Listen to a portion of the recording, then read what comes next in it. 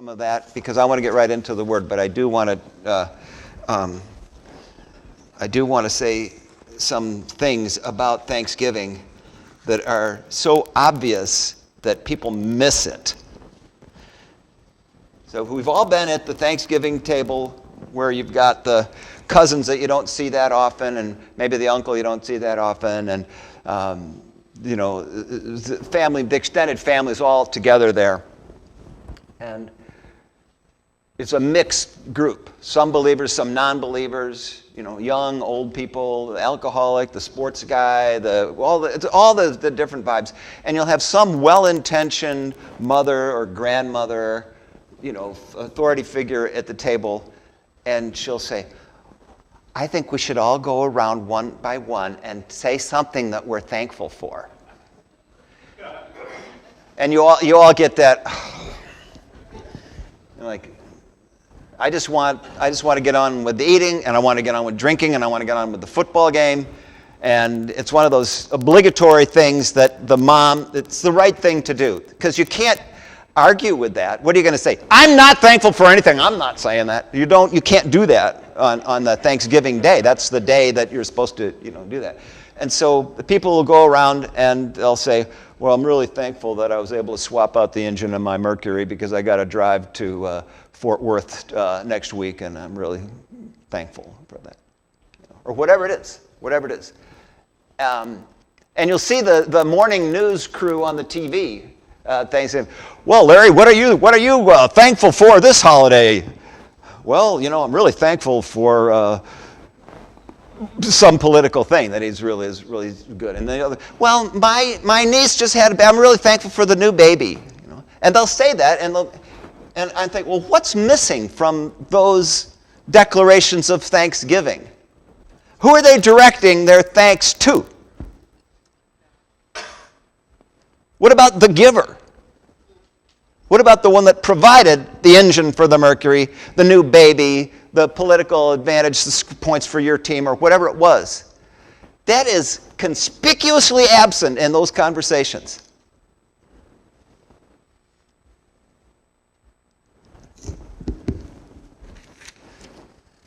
I thank God upon every remembrance of you. I thank God for Jesus Christ. He's the giver. For God so loved the world, He gave His only begotten Son. That's what gave us life after we lost it.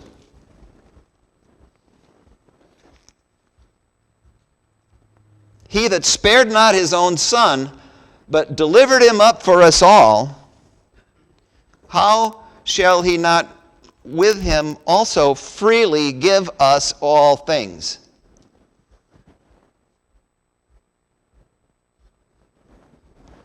Christ, the gift of Christ and the resurrection of Christ on our behalf is, what more is there? But with Him, God also freely gives us all things. What are those things? Everything. How many stars are there? How big is the universe? How many atoms are there? Everything that pertains to life and godliness.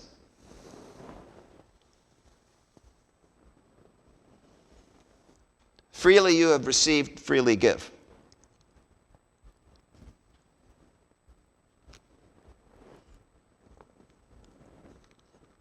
An attitude of gratitude is a healthy thing, to acknowledge God in all your ways.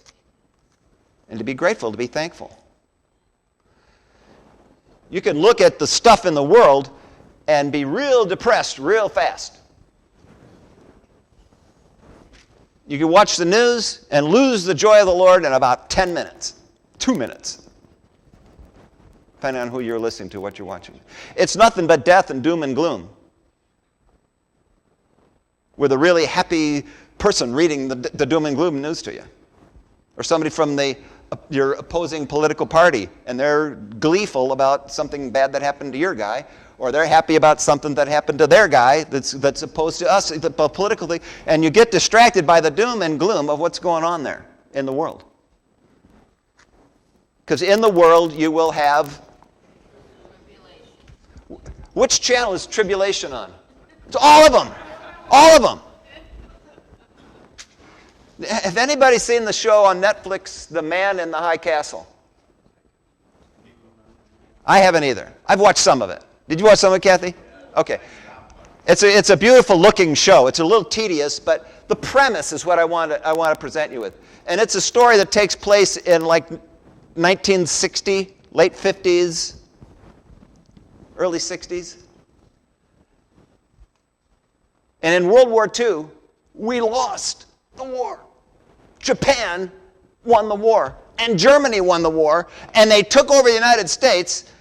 Japan is occupying the West Coast. The Nazis are occupying the East Coast, and there's this area in between that's like no man's land. It's creepy premise. But you should see these big Nazi jets flying around with the big swastikas on them and these big gorgeous airports they have. And the Nazi guys with their uniforms. And there's the one Nazi guy with his black uniform, and he's a real tough, bad guy doing bad stuff, Nazi stuff. Now he comes home. He lives in a suburban, nice, upper middle class home. Nice, beautiful lawn and everything. Gets out of his car, walks in the house, takes his Nazi hat off, hangs it on. I think, "Hi, honey, I'm home. What's for dinner?" And the kids come in and greet him. It's like Ward Cleaver coming home, but he's a Nazi. Ward Cleaver's a Nazi now. It's like the craziest thing. Well, part of the story is there's some 16 millimeter movies that show a different story. It shows the Hiroshima bomb going on. It shows the surrender on the battleship. And these movies exist, but they're being destroyed systematically by the Nazis and the Japanese. They don't want that news getting out. How can that? Because here we're living in a reality. You got Nazi jets, Nazi airports, the rising sun, and all over the West Coast. The big, beautiful office buildings and all the Japanese military guys are in there running the whole show. It's so bizarre. I thought, yeah, but they won. How could you have a movie of something that's different, of a different reality? And as the show progresses, you realize that there's these parallel universes. The one that we're living in, where Nagasaki and Hiroshima bomb went off and ended that war, and we defeated the Nazis. That's our reality. But there's this other reality where the Nazis win and the Japanese win. Now somehow, movies of this reality made it through into this other universe. You know me as a photographer, and I take my cameras with me virtually all the time, everywhere I go. More so now than ever before. Because invariably, if I say, well, you're just going to the post office and back, you don't need to take your cameras. Because they're so heavy, you got to put them in the back seat, open more doors. It takes a little more time. I got to go to the post office, come right back. Well, the day I don't bring the cameras, I'll come back from the post office, there'll be the most gorgeous light going through these two buildings and the reflection and the thing, and it's like, oh my, then I didn't have the cameras. So I take them with me all the time. I take my cameras with me in my dreams. Numerous times. And there was one, I remember, and this is not, since I started shooting pictures in 8th grade, I'd have my cameras in my dreams. And I'll take pictures in my dreams. Because I'll see something, how dreams, they're so, and so that's amazing, and I'm taking pictures like, oh my God, nobody's going to believe this. I'm so glad I got my cameras here. And I'll wake up, and I'll want to go develop the film. And I'll go, and I want to take the chip out of the camera, put it in, oh, wait till so-and-so sees. Oh, wait, I can't do that. I can't take something from the dream and then show it to you here like on the picture, right?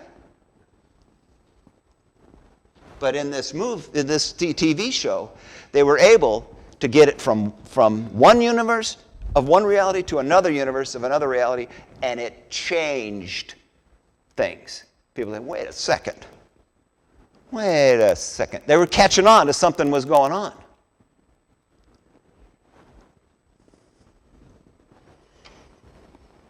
We talked the other week about I like science fiction. I think we all like science fiction. We like the science fiction movies. We like the Twilight Zone. We like One Step Beyond. We like science fiction theater. We liked Aldous Huxley. We liked Heinlein. We liked science fiction things.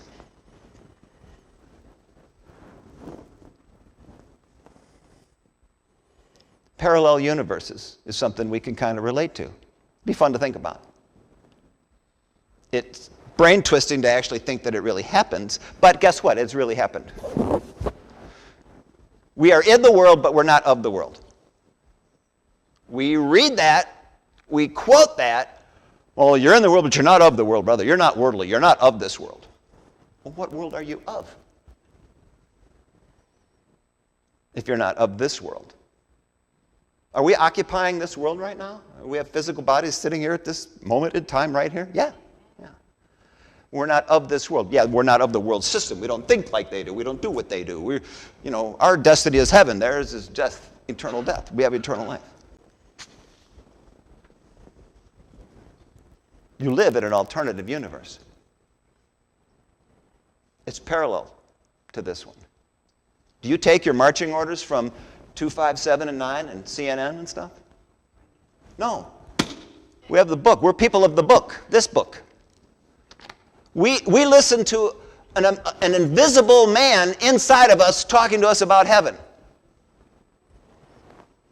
That's more important to us than 2, 5, 7, and 9 and the stuff in the world.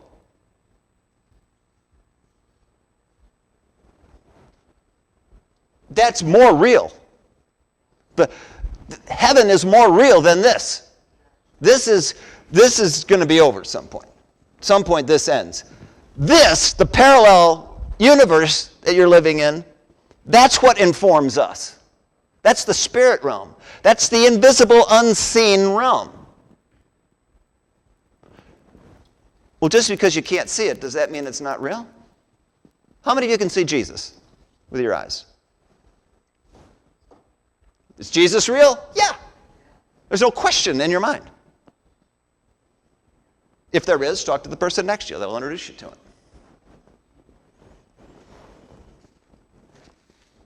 So this realm that you can't see is bigger, is eternal, is the real life.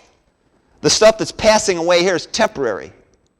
Now, the movie that they showed of the Hiroshima bomb that helped transmit the information, this is our movie from the other realm. Words that came, they were inspired, the Holy Spirit telegraphing the information from the unseen realm to here for us to find out, to get it. And once we get it, we can see it. It's visible to us. How? In the Spirit. Your spirit bearing witness that these are true. The road to Emmaus guys. They walked 7 miles with Jesus after the resurrection. Their eyes were veiled. He deliberately concealed himself somehow. And so he showed them in the scriptures the things that speaks of himself. And then he goes systematically 7 miles walking with him, and he's going through the scriptures doing finding Jesus in the Old Testament thing. And all of a sudden, the pieces started to fit together in the scriptures, and they could see by the eye of faith. And as soon as they realized it was him, he vanished. Because they could see with the spirit man, the hidden man of the heart. They could see through the eye of faith. We need to become 20/20 vision with the eye of our faith. Because the eye of this world, the eye of our passions and our fleshly desires and interests, and the old man, the dead man that's still jealous, still wants to get behind the wheel and run our lives, is dead. We need to live according to the hidden man of the heart, by faith. Now, we're going to go into Romans, but I wanted to reiterate something about the invisible things of him from the creation of the world are clearly seen, being understood by the things that are made. So, in other words, we're all without excuse. There's an atheist and a cow in space having a conversation. His mind is being blown. And for those of you who missed last week, watch it on YouTube. It was very entertaining and funny. But we see the existence of God because something exists. Creation exists. And none of us can figure it out. Oh, the scientists will talk to you for a long time about how they've got it all figured out. They don't. Something as simple as magnetism. We've all played with magnets. I did this this summer when I was teaching downstairs. We've all taken the piece of paper with a magnet underneath it, sprinkle the iron filings on it, and they all array and you can visibly see a depiction of the magnetic field. And you take two magnets to click them together. They're attracted to each other. You flip one around so they're the same poles, and they're repelled from each other. We've all done that. We've all played with magnets. But yet, nobody knows how that works or why that works or exactly what it is.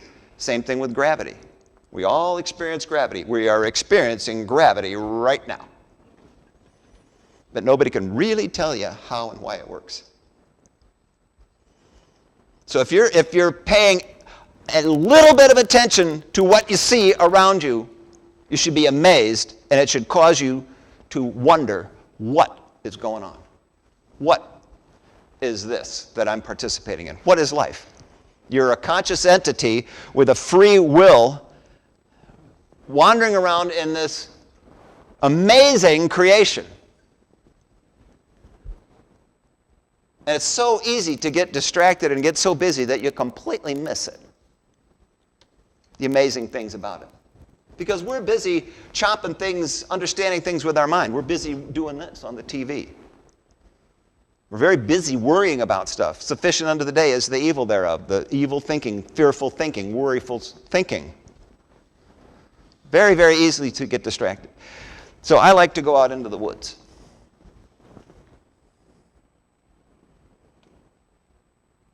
I like to go out by the streams and rivers. I like to go to the mountains too. And I like to go to the beach. I like to be out in nature. It's good to go out in nature. Right? Yes. Anybody disagree with that? No, everybody, oh yeah, it's good. Yeah, I like to get out in the woods. I like to get in the great outdoors. Go camping, go fishing, be outside. Get your feet in the sand and in the water. It's good. Undisputably, undeniably good thing to get out into nature.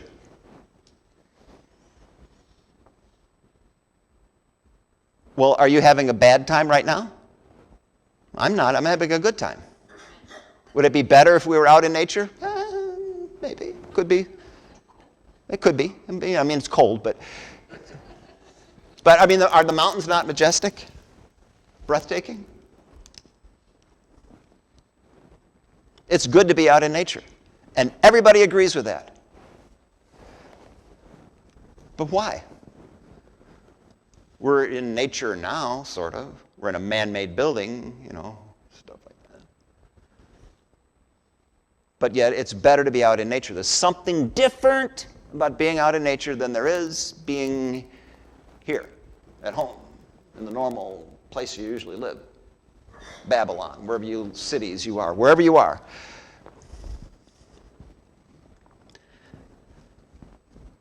When you go out into farm country and you see the cornfields and stuff, and the endless blue sky, cumulus clouds dotting the horizon in every direction, it's beautiful. It's peaceful.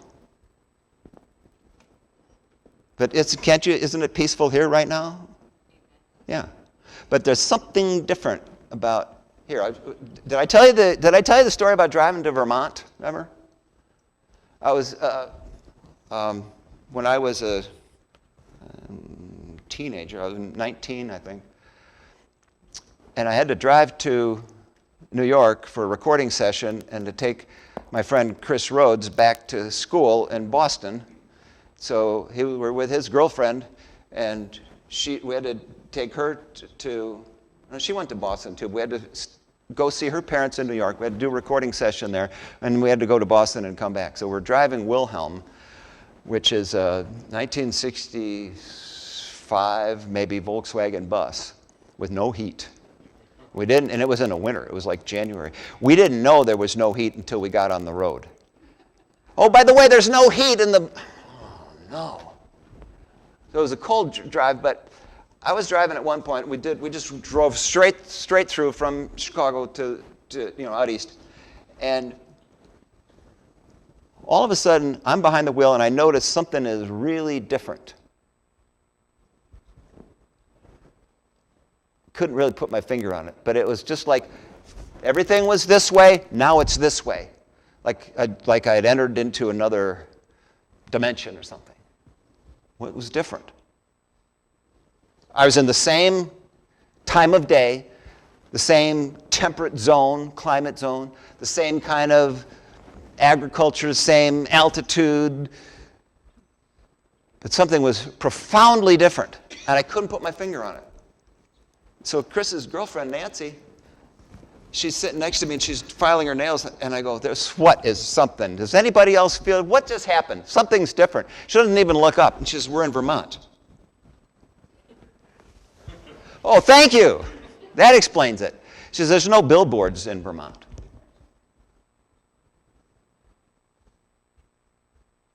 The thing that happened is it got quiet. But the billboards weren't making any noise.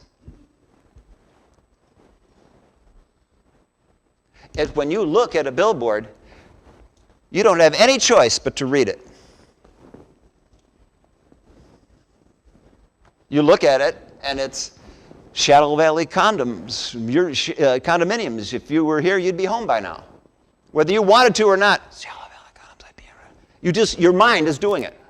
We're trained like a hunting dog. You see words, you process them in your head. You can't not do it.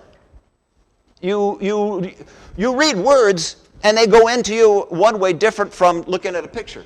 Confucius said, but one picture worth 1,000 words. You process it differently. You process that conceptually, an image. But words, you've got to read them, even if you don't say them out loud. So here I'm driving along, all of a sudden it's... My brain wasn't having to do any of that. My brain just... peaceful. In my head. It wasn't audible, but it was peaceful. Now, when you go out into the cornfields and into the country and into the streams and the lakes, the beaches, the mountains, no billboards. The heavens, they're declaring the glory of God. Nature, all of his handiwork is evident in there. It's talking, but not mental talk. You're not crunching syllables and letters, reading it, processing it. Your processor is off. Your heart is being informed by what you see in the creation. It's very peaceful, it's very quiet.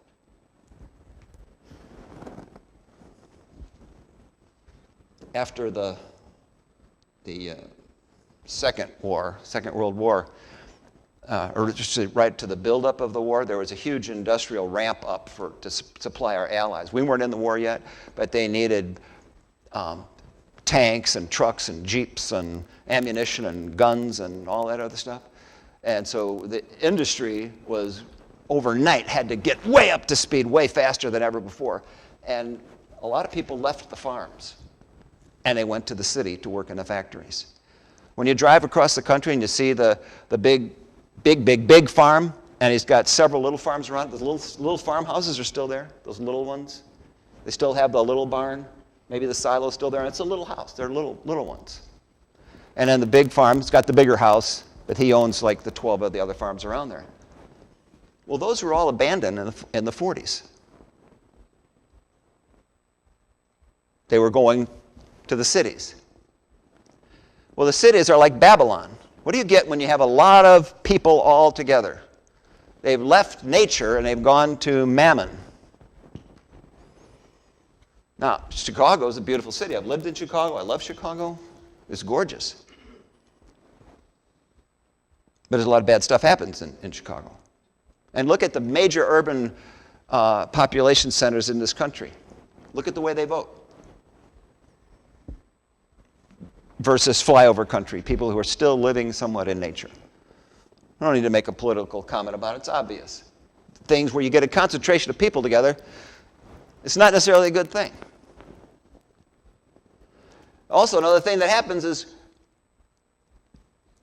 when you're out in the country and it's nighttime and there's no clouds, you see stars. You don't see stars anymore around here at night. I mean, sometimes. But how many of you have really seen stars? Jim and I have talked about this a lot. You know, horizon to horizon, it's almost like there's more stars than there is space. On those clear nights when there's no light pollution. The street lights, they haze up the whole sky and it conceals something. What's man's doing? I think if we could really see the stars, people would go, oh my God. We have to look at the pictures of the Hubble telescope to get that. And then we're just looking at the Hubble. Oh, that's really cool. Oh, that's cool too. Yeah, that's really cool. That's really cool. That's not cool. That's cool. That's cool too. You know what this is? I took this picture a couple years ago. It's one of my favorites. When Paul says that the invisible things of God from the creation of the world are clearly seen, being understood by the things that are made. And that we're without excuse. And so the other week when I was talking about that, I said, do we understand? Do we see the invisible things of Him? Are they clearly seen to us? Do we understand it for looking at the creation? Well, I had to do the cow with the atheist in space to try to get that in front of our thinking. We miss it. This word understood, the Greek word there, this is a word that's a window to understanding, seeing things in the spirit, to watching the movie, the Hiroshima movie, if you're in the wrong universe. It's some evidence of an unseen realm. It means reflective thinking. To understand something reflectively. Now, we understand a lot of things through our physical senses. We understand gravity. You don't get vertigo if you get your bearings, you know where gravity is all the time. North Star, get your bearings there. Our physical senses inform us. We know if we're standing up. We know if we're leaning. We understand how to navigate the world. Things that we hear, things that we see. And it's important. We're hardwired to this world by our physical senses. That gets us in trouble because that's where the lusts come in. That's where control, power. We want to control this thing, this reality, through our senses. So we understand a lot through our senses, through our intellect. But reflective thinking is trying to take it to a higher level, a higher degree of understanding. As a photographer, I understand optics and light and things. And when you look at in a mirror, it's a flipped image. When you look at a basic camera where you've got a lens, a bellows, and the back of it, the frosted glass, when you're looking, you put the cloth over your head, you're looking at that ground glass that has an image projected on the back of it, of whatever subject is, it's upside down. Left is right, right is left. It's inverted, the whole thing. The last shall be first, the first shall be last. If you want to be great in God's kingdom, learn to be the servant of all.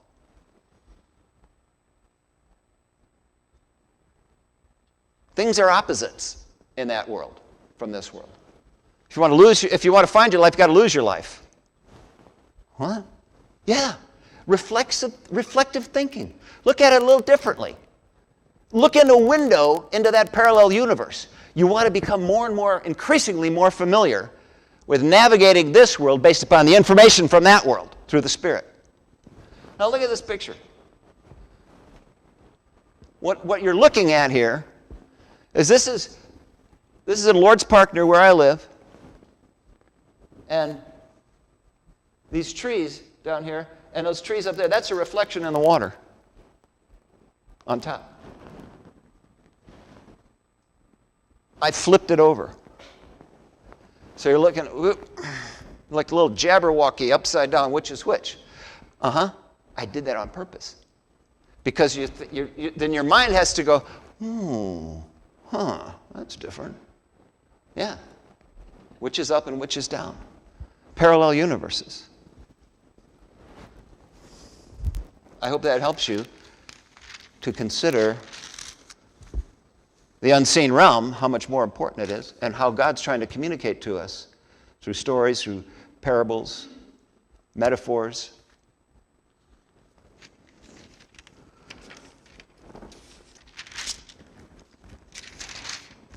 So God says he's going to render to every man according to his deeds.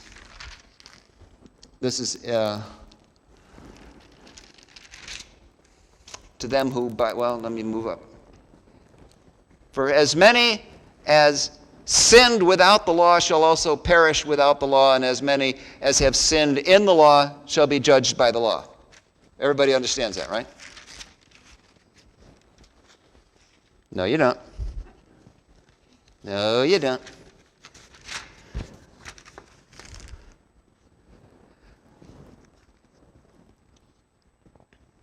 For as many as have sinned without the law shall also perish without the law. Who are people who have sinned without the law, outside of the law? Gentiles.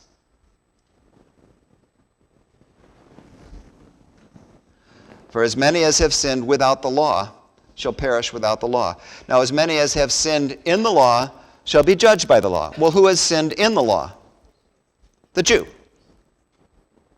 The Jew has sinned, the Gentile has sinned. Now, Paul goes on, but I want to say something. Jew and Gentile alike will be judged, each by the method proper to his case. The Jew by the written law, written in stone, the Mosaic law, against which he has sinned. The Gentile will be judged by the unwritten law of conscience against which he too has sinned. The mere hearing of the law will bring no exemption to the Jew, and on the other hand, the Gentile who, at the dictates of conscience, acts as if he were subject to law. He shall have the full benefit that the law can give him. In fact, his conscience is to him a law. He, the Gentile, undergoes precisely the same conflict of self-condemnation and self-acquittal as one who has a written law to refer to.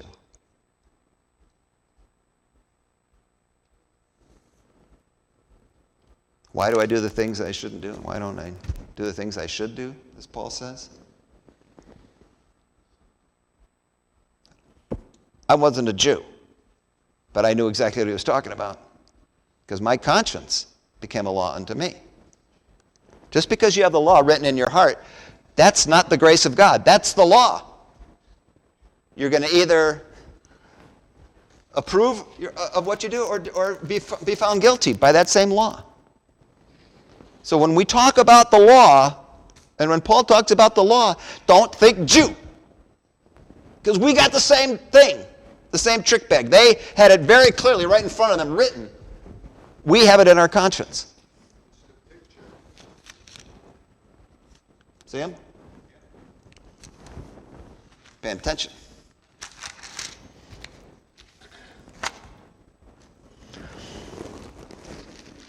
For it's not the hearers of the law that are just before God, but the doers of the law shall be justified.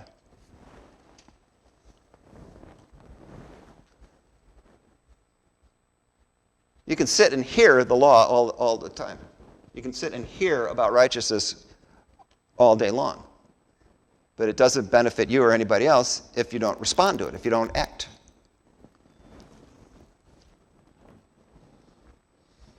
For when the Gentiles, which have not the law, it was not given to us. When the Gentiles do, by nature, the things contained in the law, well, what's an example of that? How about love your neighbor as yourself? The golden rule. Even unsaved people know that. Jesus says that sums up the law of the prophets. Love your neighbor as yourself. Do unto others as you'd have them do unto you.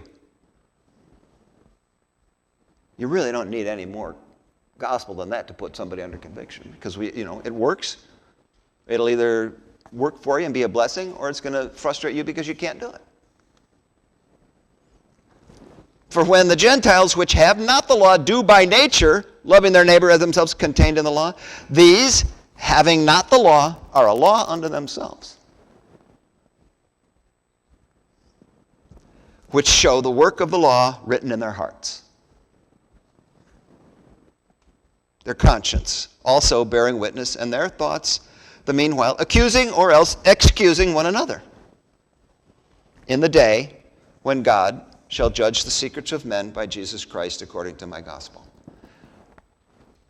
Do unto others as you'd have them do unto you. It doesn't take a rocket scientist to figure that out, or even to, without hearing about it, know that's what makes sense. If you just want to make friends, you realize pretty soon, I think by the time you're 5 or 6, this should make sense. You want to treat other people the way you want them to treat you. You want to get along, be nice. They will be nice to you.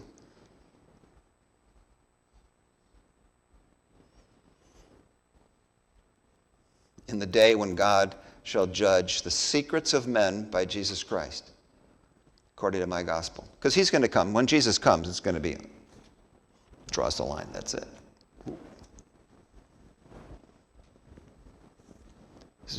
Thou art called a Jew, and restest upon the law, and makest thy boast of God, and knoweth God's will, and approvest the things that are more excellent, being instructed out of the law, and art confident that thou thyself art a guide of the blind, and a light of them which are in darkness, an instructor of the foolish, a teacher of babes, which hast the form of knowledge and of the truth in the law. Thou therefore which teachest another, teachest thou not thyself? Thou that preachest a man should not steal, dost thou steal? Thou that sayest a man should not commit adultery, dost thou commit adultery? Thou that abhorrest idols, dost thou commit sacrilege? Thou that makest thy boast of the law, through the breaking of the law dishonorest thou God? For the name of God is blasphemed among the Gentiles through you, it is written. It's hypocrisy. Isn't hypocrisy one of the things that keeps most people away from the church? That's a problem. Well, how can there be hypocrisy? If we're redeemed from the curse of the law, why the hypocrisy? Why the struggle to be genuine and authentic? Well, I'll tell you why. It's a non-complete understanding of salvation. There's something blocking their view of the cross. They were not presented with the truth of salvation, the truth of the gospel, the finished work, that it's all of God and none of us. If your conscience has made a law unto you that you should, you shouldn't, you should, you shouldn't, do good, get good, do bad, get bad, you're living under that, you missed the cross. The cross is, you are dead. The new man's been raised up with Christ. You're walking in newness of life. You're walking in the Spirit, inclined towards that other parallel universe, reading this word, having it resonate with your spirit in you, taking your instructions from that side. You're not fulfilling the lust of the flesh and getting your info from here, from the devil and his crowd.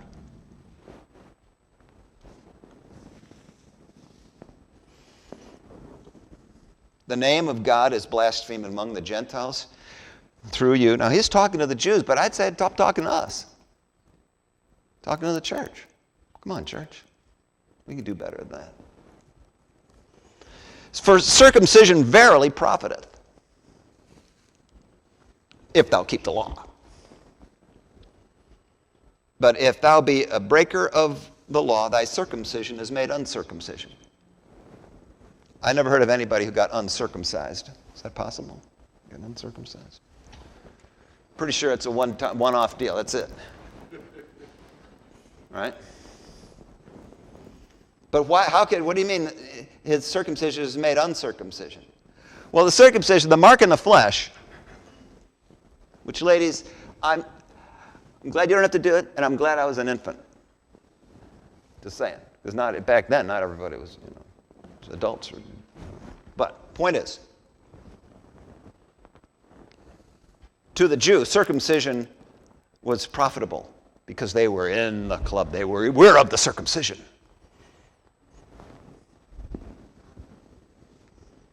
They're very proud of it. That was their first mistake. Pride's not, pride comes before a fall. So circumcision, profitable if you keep the law.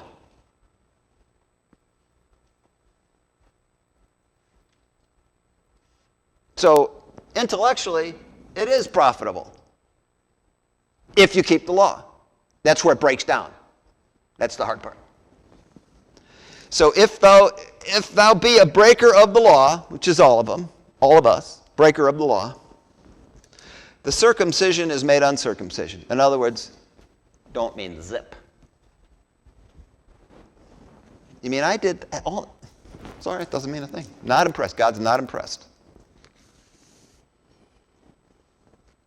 Well, therefore, if the circumcision, the people who are circumcised, who are very proud of it, as Pharisees, if the circumcision keep the righteousness of the law, shall not his, therefore, if the uncircumcision, who's the uncircumcision? The Gentiles. If the uncircumcision keep the righteousness of the law, do unto others as you'd have them do unto you. Just live in it, in the law in their heart. Well, shall not his uncircumcision be counted as circumcision? Doesn't make him cooler than you guys? Than you jerks over here? You're boasting about this, and here's somebody simply doing it. And he wasn't even circumcised. God says, this guy's in. He's in. Abraham believed God, it was counted him as righteousness. Guy just doing it. These guys talking about it, not able to do it.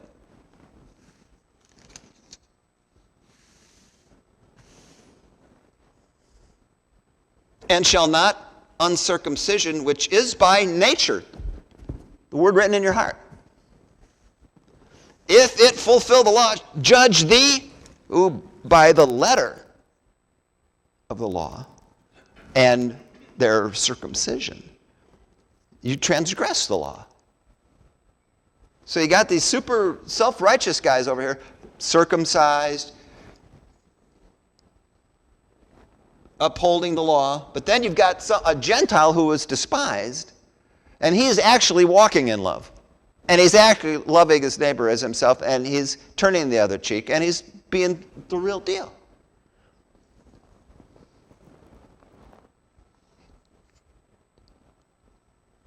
Doesn't he judge you guys? Yeah. Now, a word about judging. When we think about judgment, and the great throne judgment, we're always thinking in the future, there's all these judgments, and we're waiting for it to hit the fan. We don't want it, nobody wants that severe light to come on us. And we think that we're all going to line up, and God's going to go over all your stuff you did, all the things you did or didn't do, and he's going to declare your judgment. Like a courtroom, we think of the gavel and the guy in the robe and stuff like that. And all this, you think of all the people that have been born, that's going to be one long day in court. Of all the people. I mean, we think about judgment like that,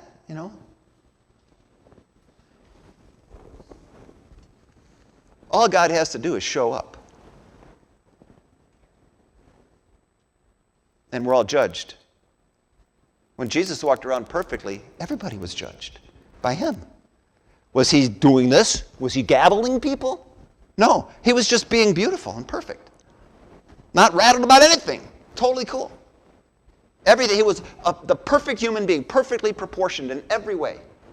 He was gentle and strong. He was wise. He was humble.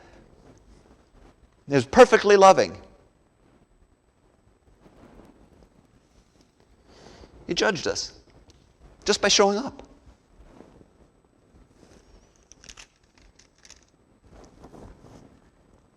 The Gentile doing what's right because the word is written as out, and he responds to it and does that.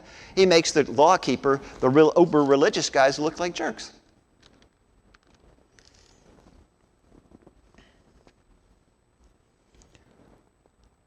For he is not a Jew, which is one outwardly. What does it mean to be a Jew outwardly? Well, you got the cool robe. Well, you got the bells, you got the embroidery, you got the curls going on, the phylactery, all that stuff. You're cool. You're a cool Jew. You want everybody to see you.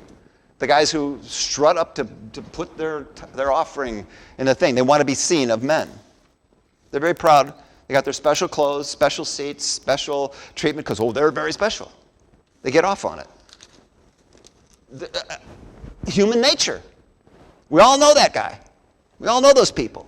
You don't have to be a Jew to be that way. Anybody can do that. Outwardly. On the outside. The guy, man pleasers. He's a Jew, which is one inwardly. It says, outwardly, as of the flesh, he's a Jew, which is one inwardly. And circumcision is that of the heart. In the spirit, and not in the letter, whose praise is not of men but of God. Now, I know how the circumcision works the Jewish way, with the male body. But circumcision of the heart, seems to me if you cut the heart, that's mortal. The Jew, when in the circumcision of the male member, that was to sacrifice your pleasure. Token of that. I mean, why didn't he say circumcise your little finger? Guys, that was a big deal. It meant a lot. But circumcising the circumcision of the heart?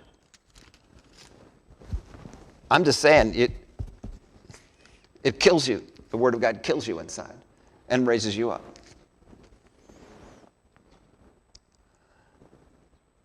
But he is a Jew, which is one inwardly, and circumcision is that of the heart in the spirit and not in the letter. It's in the spirit, and that doesn't mean it didn't happen. It means it's in the spirit.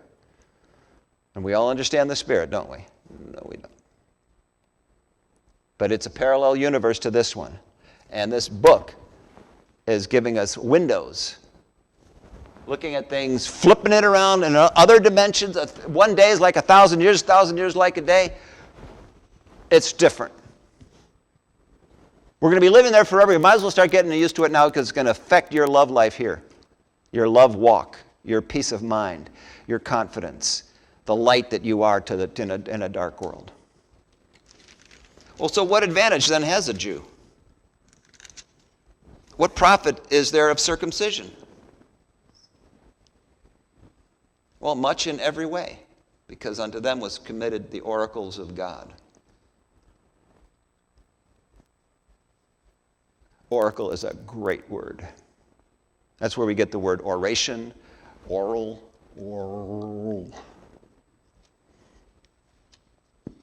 Those who speak for God. You're an oracle. We're oracles of God. But the Jews certainly were historically all that time.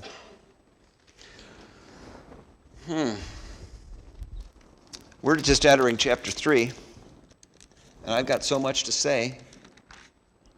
And if I keep going, that next light is going to go on, and they're going to cut me off. Will you come back next week for more? Did you enjoy this?